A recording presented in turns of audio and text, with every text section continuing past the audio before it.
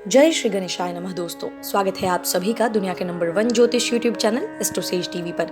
मैं नेहा राजपूत हर बार की तरह आपके लिए लेकर आई हूँ बेहद खास जानकारी। दोस्तों, मई महीने की शुरुआत ही गोचर से हुई। 1 मई को गोचर हुआ, उसके बाद 4 मई को गोचर हुआ और अब 14 मई को गोचर होने वाला है। और ये गोचर होगा सूर्य का वृषभ राशि में। केवल गोचर ही नहीं, मई का महीना जो है उसमें ग्रहण भी लगने वाला है। 26 मई को चंद्र ग्रहण लगेगा। तो ग्रहण की समयावधि क्या होगी, ग्रहण का दृश्य क्षेत्र क्या होगा, ग्रहण का प्रकार क्या है, ग्रहण किस किस पर ज्यादा असर करेगा, इससे जुड़ी एक वीडियो, तमाम जानकारियां हमारे चैनल पर अपलोडेड है, तो आप वहां से देख सकते हैं। बाकी इस वीडियो में मैं आपको गोचर के बारे में बताऊंगी जो 14 मई को होने वाला है। सूर्य के इस गोचर का क्या प्रभाव पड़ेगा। जाहिर सी बात है कि भारत बुरे दौर से गुजर रहा है। कोरोना महामारी की दूसरी लहर ने इस देश की रीढ़ पर वार किया है। स्वास्थ्य व्यवस्थाओं से जूझते हुए हर रोज हजारों लोग काल के गाल में समा जा रहे हैं। सरकार कोशिश कर रही है और दूसरी ओर वैक्सीन की मुहिम में भी तेजी दिखाई दे रही है, लेकिन स्थिति में सुधार होता नहीं दिख रहा। ऐसे में 14 मई 2021 को सूर्य का वृषभ राशि में जो गोचर होगा, जाहिर सी बात है कि इसका देश दुनिया के सभी जीव जंतुओं पर बड़ा असर होगा। हम सभी जानते हैं कि वैदिक ज्योतिष में सूर्य को 9 ग्रहों का राजा माना जाता है, इसीलिए सूर्य को सभी के बीच सर्वोच्च ग्रह भी माना गया है। पृथ्वी पर जीवन के लिए सूर्य का होना बेहद आवश्यक है।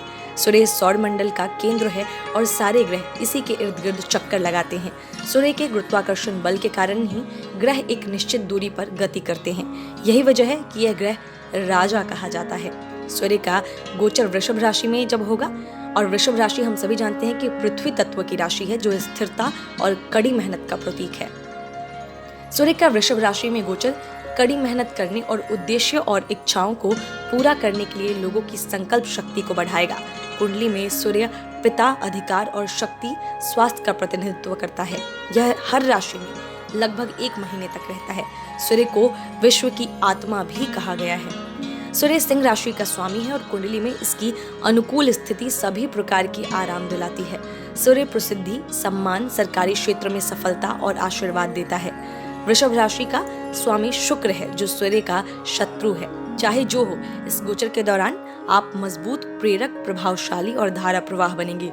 और जैसा कि हमने बताया कि इस मुश्किल स्थिति में जब सूर्य वृषभ राशि में गोचर करेगा तो इसका क्या प्रभाव पड़ेगा सभी 12 राशि के जातकों पर, ये जानना हमारे लिए बेहद खास हो जाता है, क्योंकि हम अपनी परेशानियों से पहले ही जूझ रहे हैं। तो इसीलिए आपको मैं इस वीडियो में बताऊंगी कि क्या असर पड़ेगा सभी 12 राशि के जातकों पर। लेकिन पहले आप जान लीजिए कि इसकी समय अवधि क्या होगी। तो 14 मई को जो सूर्य का जो है गोचर होने वाला है, ये सुबह 11:15 पर होगा और सूर्य देवता 15 जून 2021 तक जो है वृषभ राशि में ही रहेंगे, 5:49 तक। उसके बाद वो मिथुन राशि में गोचर कर जाएंगे। तो ये हो गई गोचर की समय अवधि की बात। अब मैं आपको आपका राशिफल बताऊंगी जो कि आपकी चंद्र राशि यानी मून साइन पे बेस्ड है। लेकिन उससे पहले, अगर आपकी कुंडली में सूर्य पीड़ित है, सूर्य आपको परेशान कर रहा है, दुष्प्रभाव दे रहा है, तो आप नीचे डिस्क्रिप्शन बॉक्स में दिए गए लिंक पर क्लिक करके हमसे बात कर सकते हैं और अपनी समस्याओं का समाधान पा सकते हैं। आप चाहे देश के किसी भी कोने से क्यों ना हो, आप किसी भी भाषा में क्यों ना बोलते हो, हमारे पैनल पर हर भाषा के ज्योतिषी मौजूद हैं, हर पद्धति के जानकार मौजूद हैं जो आपकी समस्या की जड़ को पकड़ेंगे और उसका समाधान देंगे। सूर्य क्यों पीड़ित है वो आपको ये विस्तार से बताएंगे। साथ ही कौन कौन से वो आसान ज्योतिषीय उपाय हैं जो आपको करने चाहिए, इसकी भी जानकारी आपको विस्तार से देंगे। तो अभी क्लिक कीजिए डिस्क्रिप्शन बॉक्स में दिए गए लिंक पर और बात कीजिए हमारे ज्योतिषियों से। फिलहाल मैं आपको बता देती हूँ आपका राशिफल, जो किस तरीके से जो सूर्य का जब गोचर होगा तो आपके सभी 12 राशि के जातकों पर स्वास्थ्य पर क्या असर पड़ेगा, इस पर भी मैं विस्तार से चर्चा करूंगी। तो चलिए शुरुआत करते हैं मेष राशि के साथ। मेष राशि के लोगों के लिए सूर्य 5वें घर का स्वामी है और संचार, धन और परिवार के दूसरे घर में इसका गोचर हो रहा है। यह गोचर कुछ वित्तीय लाभ और मेष मूल निवासी राशि के जातकों के लिए धन के प्रवाह में वृद्धि कर सकता है। हालांकि आपको पारिवारिक जीवन में चुनौतियों का सामना करना पड़ सकता है। आपको बोलने से पहले सोचने की सलाह दी जाती है ताकि आप अपने परिवार के सदस्यों को किसी तरह से भी दुखी ना करें। शादी करने के इस समयावधि में अच्छे योग हैं। पेशेवर जीवन में वरिष्ठों के साथ आपकी कुछ असहमति हो सकती है, लेकिन दूसरी तरफ आपको अपने पेशेवर जीवन में नए अवसर भी मिलेंगे। बात करें छात्रों की तो यह अवधि आपके लिए अनुकूल है, यह गोचर आपके लिए अच्छा रहेगा। वहीं स्वास्थ्य की बात करें सबसे महत्वपूर्ण, तो स्वास्थ्य के लिहाज से आप छोटी मोटी स्वास्थ्य समस्याओं का सामना कर सकते हैं, क्योंकि आप छोटी मोटी बातों पर मानसिक रूप से तनाव महसूस करेंगे। इसीलिए मैं आपको यही सलाह दूंगी कि अपना खास ख्याल रखें। क्या उपाय करना है आपको, तो रात को तांबे के बर्तन में पानी भरकर अपने पलंग पर रखें या सिरहाने के पास रखें और सुबह उठकर उस पानी को पी ले। इससे आपको स्वास्थ्य में काफी अच्छा बदलाव देखने को मिलेगा। आगे बढ़ते हैं, बात करेंगे वृषभ राशि के जातकों की। वृषभ राशि के जातकों के लिए सूर्य आपके चतुर्थ भाव का स्वामी है और आत्मा व्यक्तित्व प्रथम घर में संक्रमण कर रहा है। गोचर की अवधि आपको शक्ति प्रदान करेगी। यदि आप अपने अहंकार को बीच में नहीं आने देंगे तो अपने जीवन की कठिन समस्याओं को भी बहुत आसानी से हल कर पाएंगे। चूंकि सूर्य आपके सप्तम भाव पर भी दृष्टि डालेगा, इसीलिए आपके जीवन साथी पर आपका खर्च बढ़ सकता है। आपके लिए यह भी जरूरी है कि आप अपनी वाणी को नियंत्रण में रखें, ताकि आपका कठोर व्यवहार आपके जीवन साथी के साथ आपके रिश्ते में बाधा ना बने। नौकरी पेशा से जुड़े इस राशि के लोगों को कार्य क्षेत्र में अपने भविष्य को बेहतर बनाने के लिए अधिक प्रयास करने होंगे। भविष्य को लेकर आप काफी आशान्वित हो सकते हैं। इस राशि के कारोबारी इस गोचर के दौरान लाभ कमा पाने में सक्षम होंगे। और अब बारी आपके स्वास्थ्य की, तो स्वास्थ्य के लिहाज से आप पेट, आंखों या दिल से संबंधित समस्याओं से पीड़ित हो सकते हैं। इसीलिए ऐसा कुछ भी काम ना करें जिससे स्वास्थ्य पर नकारात्मक प्रभाव पड़े। क्या उपाय करना है आपको, तो आदित्य हृदय स्रोत का प्रतिदिन पाठ करें, यह आपके लिए काफी लाभकारी रहेगा। अब बात करते हैं मिथुन राशि के जातकों की।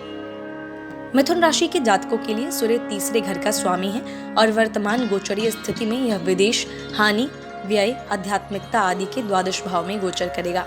इस गोचर के दौरान आप अपने खर्चों पर नजर रखें और पैसे सोच समझकर खर्चें और भविष्य की जरूरतों के लिए पैसे बचाने के तरीके भी खोजें। इस गोचर के दौरान आपको कोई बड़ा वित्तीय लाभ नहीं होगा, हालांकि आप रोजाना होने वाले खर्चों को आराम से संभाल पाएंगे। विदेशों से जुड़े किसी कनेक्शन से इस राशि के जातकों को लाभ हो सकता है। अपनी प्रतिभा को प्रदर्शित करने का मौका मिल सकता है, इसलिए तैयार रहें, क्योंकि अवसर आपके पास अचानक आएगा। कारोबारियों को व्यवसाय में विकास या विस्तार के लिए पैसा खर्च करने से बचना चाहिए। रिश्तों में बेहतरी लाने के लिए समझदारी का प्रयोग करें। आपकी लव लाइफ बेहतर होगी और इस गोचर के दौरान आप अपने साथी, दोस्तों और परिवार के लोगों पर पैसा खर्च करेंगे।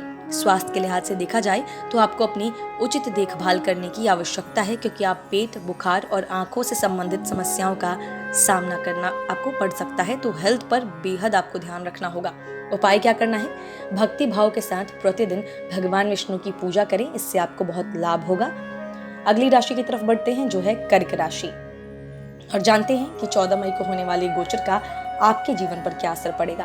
कर्क राशि के जातकों के लिए सूर्य द्वितीय भाव का स्वामी है और यह ग्रह कर्क राशि के जातकों की आय, इच्छा और लाभ के एकादश भाव में गोचर कर रहा है। यह गोचर आपके लिए लाभकारी सिद्ध होगा, क्योंकि आपकी वह इच्छाएं इस दौरान पूरी होंगी जिनके बारे में लंबे समय से आप सोच रहे थे। इस अवधि में लाभ होने की पूरी संभावना है। सही निवेश के साथ आप अपनी वर्तमान आय बढ़ाने की दिशा में प्रयास कर सकते हैं और इसीलिए आर्थिक रूप से यह अवधि आपके लिए चमत्कारी सिद्ध होगी। आपको सरकारी क्षेत्रों के माध्यम से भी लाभ हो सकता है या आपको अपने वरिष्ठ अधिकारियों से किसी प्रकार का समर्थन प्राप्त होगा।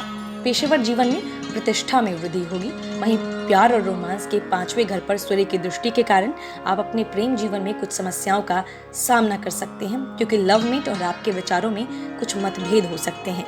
ऐसी स्थिति में आपको अपने बंधन को बचाने के लिए उचित संवाद स्थापित करने की आवश्यकता है। यह अवधि छात्रों के लिए बहुत अनुकूल नहीं है। साथ ही साथ आपको अपनी पढ़ाई पर भी ध्यान केंद्रित करने में कुछ समस्या का सामना करना पड़ सकता है। अब बारी आपके स्वास्थ्य की, तो स्वास्थ्य के लिहाज से आप इस अवधि में बहुत मजबूत रहेंगे। आपकी रोग प्रतिरोधक क्षमता सही रहेगी, हेल्थ रिलेटेड प्रॉब्लम ज्यादा नहीं आएंगी। क्या उपाय करना है आपको, तो भगवान सूर्य की पूजा करें, क्योंकि यह आपके लिए बेहद लाभदायक होगा। अब बात करते हैं सिंह राशि के जातकों की। सिंह राशि के जातकों के लिए सूर्य आपके प्रथम घर का स्वामी है और करियर, नाम और प्रसिद्धि के 10वें घर में स्थानांतरित हो रहा है। इस अवधि के दौरान आपको अपने करियर में अच्छी प्रगति देखने को मिलेगी और आपको अपने कार्यस्थल में तरक्की भी मिल सकती है। वरिष्ठों के साथ आपके संबंध बेहतर होंगे। सरकारी संस्था से जुड़कर व्यवसाय करने वालों के लिए यह समय अच्छा है। आप किसी तरह की डील से लाभ कमा सकते हैं। आपकी प्रतिद्वंदी इस दौरान आपसे दूरी बनाकर रहेंगे क्योंकि आप में आत्मविश्वास की अधिकता इस दौरान देखी जाएगी। पारिवारिक वातावरण खुशहाल रहेगा। घर के लोगों के साथ आप आनंद से रहेंगे। तीसरे घर पर सूर्य की दृष्टि आपको प्रसिद्धि और सम्मान दिलाएगी और परिवार और व्यक्तिगत जीवन में आपकी स्थिति सुधरेगी और आप समाज में भी सम्मान अर्जित करेंगे। अब बात करते हैं आपके स्वास्थ्य की। तो स्वास्थ्य के लिहाज से भी सिंह राशि के जातकों के लिए समय अनुकूल रहेगा। हालांकि शारीरिक गतिविधियों में शामिल होने की आपको सलाह दी जाती है ताकि आप फिट और स्वस्थ रहें। उपाय के तौर पर यदि संभव हो तो मौली या कुलाबा अपने हाथ पर बांधें और इसे अपनी कलाई पर 6 बार लपेटें। इससे आपको अच्छा लाभ होगा। अब बारी कन्या राशि के जातकों की। जिन लोगों की चंद्र राशि कन्या है उनके लिए सूर्य द्वादश भाव का स्वामी है और आपकी आध्यात्मिकता, अंतर्राष्ट्रीय यात्रा, उच्च अध्ययन के 9वें घर में स्थानांतरित हो रहा है। चूंकि सूर्य आपके 12वें घर का स्वामी है, इसीलिए उन लोगों को इस दौरान लाभ मिल सकता है जो विदेशों से जुड़ा व्यापार करते हैं। कारोबार में वृद्धि भी आप कर सकते हैं। इसके अलावा सूर्य के गोचर के कारण आपको आध्यात्मिक क्षेत्र में भी रुचि आएगी और आप आध्यात्मिक गतिविधि में सक्रिय भाग लेंगे। आर्थिक रूप से यह गोचर आपके लिए औसत साबित होगा क्योंकि इस अवधि के दौरान कोई बड़ा वित्तीय लाभ मिलने की संभावना कम है। नौकरी पेशा लोगों से की बात करें तो कार्य क्षेत्र में अपनी स्थिति और उन्हें सौंपे गए कार्य को लेकर आश्वस्त होंगे आप। सामाजिक रूप से आप लोगों से मेल मिलाप करना पसंद करेंगे और अपने नेटवर्क को भी बढ़ाएंगे। इस गोचर के दौरान आपके पिता के साथ आपके संबंध थोड़े खराब हो सकते हैं और पिता का स्वास्थ्य भी आपको चिंतित करेगा, लेकिन चिंता न करें क्योंकि आपको अपने प्रियजनों से समर्थन मिलेगा, अपनों से समर्थन मिलेगा। आपकी हेल्थ की बात करें तो इस राशि के जातकों को मामूली स्वास्थ्य मुद्दे हो सकते हैं, लेकिन चिंता करने की कोई बड़ी बात नहीं है।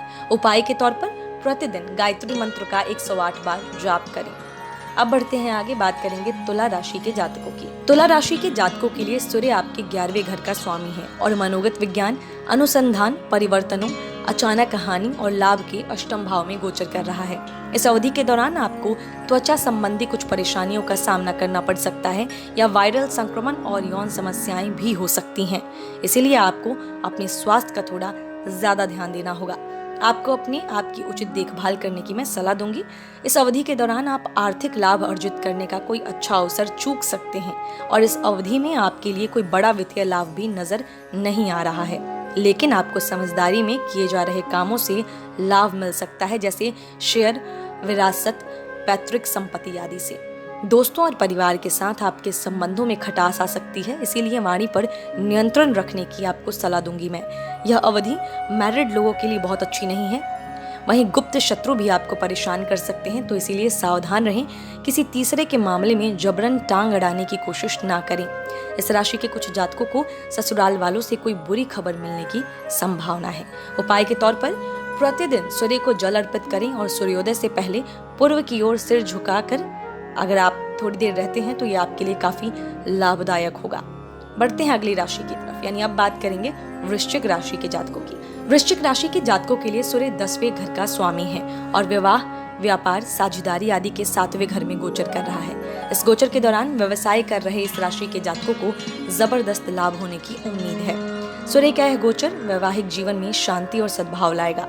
आपको यह सलाह दी जाती है कि अपने अहंकार को खुद पर हावी ना होने दें, इससे आपको साथी को परेशानी हो सकती है। सूर्य आपके 10वें भाव का स्वामी है, इसीलिए कार्य क्षेत्र में उच्च अधिकारियों से किसी काम को लेकर आपकी असहमति हो सकती है।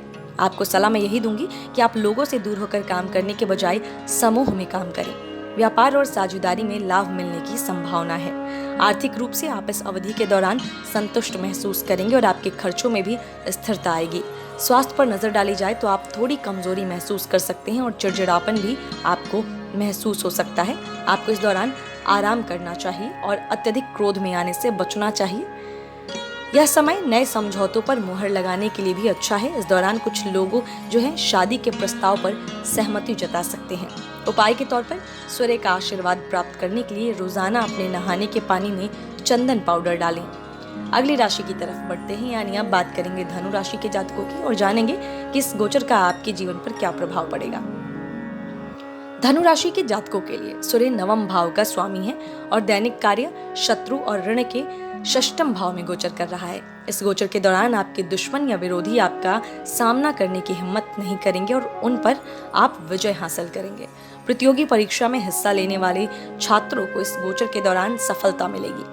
व्यवसाय करने वाले इस राशि के जातकों को मुनाफा कमाने के लिए अधिक प्रयास करना पड़ सकता है। वहीं नौकरी पेशा से जुड़े इस राशि के लोगों को अपनी स्थिति सुधारने के लिए अपनी उत्पादकता यानी आपकी प्रोडक्टिविटी में आपको बढ़ोतरी करनी होगी। इस अवधि के दौरान वित्तीय रूप से कोई बड़ा लाभ नहीं होगा। भाग्य इस दौरान आपका बहुत अधिक साथ नहीं देगा, इसलिए आपको आत्मनियंत्रण पर अभ्यास करना चाहिए। इसकी मैं सलाह दूंगी, नहीं तो आपको हार का सामना करना पड़ सकता है।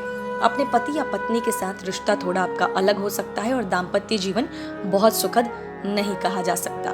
स्वास्थ्य पर अगर आपकी नजर डालूं तो आप थोड़ा बीमार महसूस कर सकते हैं और चिड़चिड़े भी हो सकते हैं। साथ ही पाचन तंत्र से जुड़ी किसी तरह की समस्या भी आपको हो सकती है, तो खान पान का पूरा ध्यान रखिएगा। उपाय के तौर पर भगवान सूर्य की पूजा करें और सूर्य के होरा समय में सूर्य मंत्र का जाप करें, इससे आपको लाभ होगा। अगली राशि की तरफ बढ़ते हैं, यानी अब बात करेंगे मकर राशि के जातकों की। मकर राशि के जातकों के लिए सूर्य 8वें घर का स्वामी है और यह आपके प्यार, रोमांस, बच्चों और शिक्षा के पंचम भाव में गोचर कर रहा है। सूर्य का गोचर मकर राशि के बच्चों के लिए कुछ शारीरिक समस्याएं ला सकता है और उनकी पढ़ाई पर भी नकारात्मक असर पड़ सकता है। शिक्षा के क्षेत्र में अच्छे परिणाम प्राप्त करने के लिए शिक्षार्थियों को अधिक मेहनत करनी होगी। आर्थिक रूप से आपको अधिक सतर्क होने और भविष्य की जरूरतों के लिए पैसे बचाने की आवश्यकता होगी। व्यावसायिक रूप से देखें तो धैर्य से काम लें और आत्मनियंत्रण का अभ्यास करें। अचानक धन लाभ भी संभव है। इस अवधि के दौरान वैवाहिक जीवन अच्छा रहेगा और सामाजिक स्थिति में भी सुधार आएगा। प्यार में यह चीजों को आगे ले जाने का सही समय नहीं है, तो ध्यान रखिएगा। वहीं उच्च शिक्षा अर्जित करने या कुछ नया सीखने के लिए अच्छा अवसर हो सकता है। आने वाले समय में यह आपके लिए बहुत फायदेमंद साबित होगा। हेल्थ वाइज अगर बात की जाए तो आप पेट संबंधी कुछ समस्याओं का सामना कर सकते हैं, इसीलिए उचित कसरत करने और स्वस्थ आहार बनाए रखने की मैं आपको सलाह दूंगी। साथ ही आपको बच्चों के स्वास्थ्य पर भी अतिरिक्त ध्यान देने की जरूरत होगी, इसीलिए उनकी परेशानियों को जानने की कोशिश करें। उपाय के तौर पर यह सलाह दी जाती है कि आपको अपने पिता का सम्मान करना चाहिए और हर दिन सुबह जल्दी उठने की आदत डालनी चाहिए। अब बात करते हैं कुंभ राशि के जातकों की।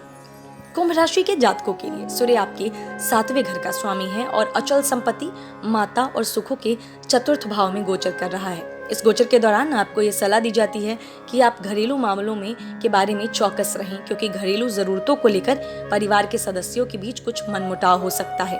आपको घर में संतोष की कमी भी महसूस हो सकती है। व्यवसाय और साझेदारी में व्यवसायिक रूप से लाभ संभव है, क्योंकि आपका भाग्य आपका समर्थन करेगा और आपके काम की प्रशंसा होगी। नौकरी करने वाले इस राशि के जातकों को पेशेवर जीवन में ऊंचाई प्राप्त होगी और आप किसी गतिविधि या परियोजना में सफलता प्राप्त करने और सर्वश्रेष्ठ प्रदर्शन करने वाले भी हो सकते हैं। घर से संबंधित मामलों में आपकी मां के साथ व्यवहार करते समय धैर्य रखें। यदि आप किसी संपत्ति से संबंधित मुद्दे का सामना कर रहे हैं तो समझदारी होगी कि आप इस समय किसी भी चीज को अंतिम रूप ना दें। अब बात करते हैं हेल्थ की, तो स्वास्थ्य के लिए समय आपके लिए औसत रहने वाला है, यानी एवरेज रहने वाला है। इसीलिए आपको योग और ध्यान का अभ्यास करने की सलाह दी जाती है। उपाय के तौर पर भगवान सूर्य की पूजा करें और भगवान सूर्य को लाल चंदन मिश्रित जल चढ़ाएं। ये उपाय आपके लिए बहुत कारगर रहेगा। और अब सबसे आखिर में बात करेंगे मीन राशि के जातकों की। मीन राशि वालों के लिए सूर्य षष्ठम भाव का स्वामी है और यह साहस, छोटी यात्राओं, बिक्री, भाई बहनों और हाथों की कला के तृतीय भाव में संक्रमण कर रहा है। इस अवधि में सूर्य ग्रह आपकी एकाग्रता और समर्पण को बढ़ाएगा और आप ऊर्जावान और ताज़ा महसूस करेंगे और सभी चुनौतियों का बहादुरी से सामना करने के लिए तैयार रहेंगे। दाम्पत्य जीवन की बात की जाए तो जीवन साथी के साथ संबंध इस अवधि के दौरान औसत रहेंगे और आप खुद को धार्मिक गतिविधि में शामिल करेंगे। इस दौरान इस राशि के कुछ जातक छोटी दूरी की यात्रा कर सकते हैं। इस गोचर के दौरान आपका परिवार और आपके दोस्त आपके बहुत सहायक होंगे। इस अवधि के दौरान आप असाधारण परिणाम प्राप्त करने के लिए जोखिम उठाने में भी नहीं चूकेंगे। परियोजनाओं का नेतृत्व करने के लिए भी यह समय अच्छा है। सर्वोत्तम परिणाम देने के लिए एक अद्भुत समय है।